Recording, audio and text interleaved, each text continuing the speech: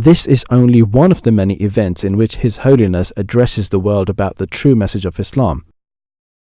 In this day and age, it is only Hazrat Mirza Masroor Ahmad, the supreme head of the Ahmadiyya Muslim Jamaat, who is delivering this service of defending Islam. But his efforts were taken to new heights as the world witnessed a horrific side of so-called Islam. The year 2014 brought along another important turning point in history when so-called Islamists once again tarnished Islam. Islam was once again branded as a religion of terrorism and violence. But it was the head of the Ahmadiyya Muslim Jamaat, once again, who took up the painstaking task of showing the true beauties of Islam. In wake of these events, it was for the first time ever the Ahmadiyya Muslim Jamaat UK held 2 peace symposia instead of 1 in a year.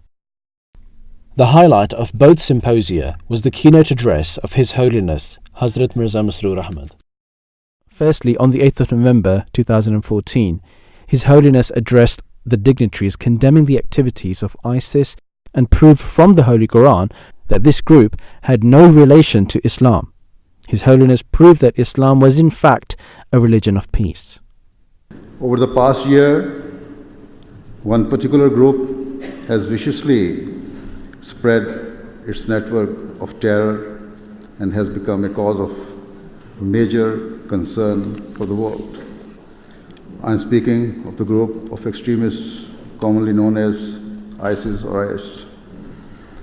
The actions of this extremist group are not only impacting Muslim countries, but also countries in Europe and further afield are also being affected by its brutalities.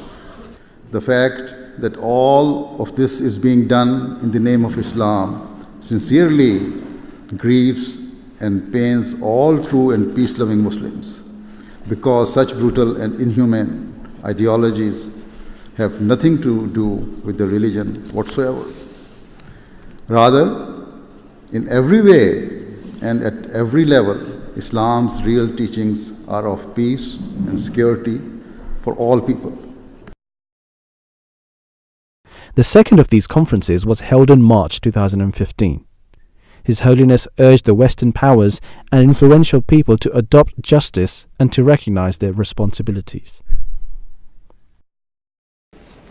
In terms of extremism, let it be absolutely clear that wherever and whenever anyone seeks to justify their hate-filled atrocities or injustices in the name of Islam, they should be condemned.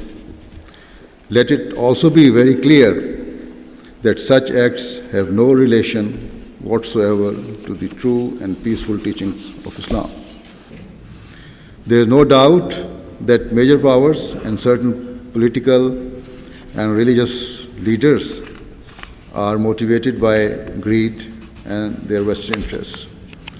Their selfish desires have contributed to the desperate state of affairs that we are witnessing, and so responsibility also lies with them.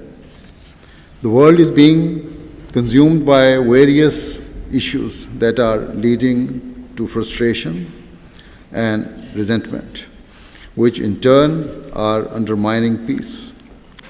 Seated before me are various politicians, influential figures, and well-educated people, and so I wish to reiterate that you should all try your level best to influence your governments and leaders positively towards establishing justice and honesty at all levels.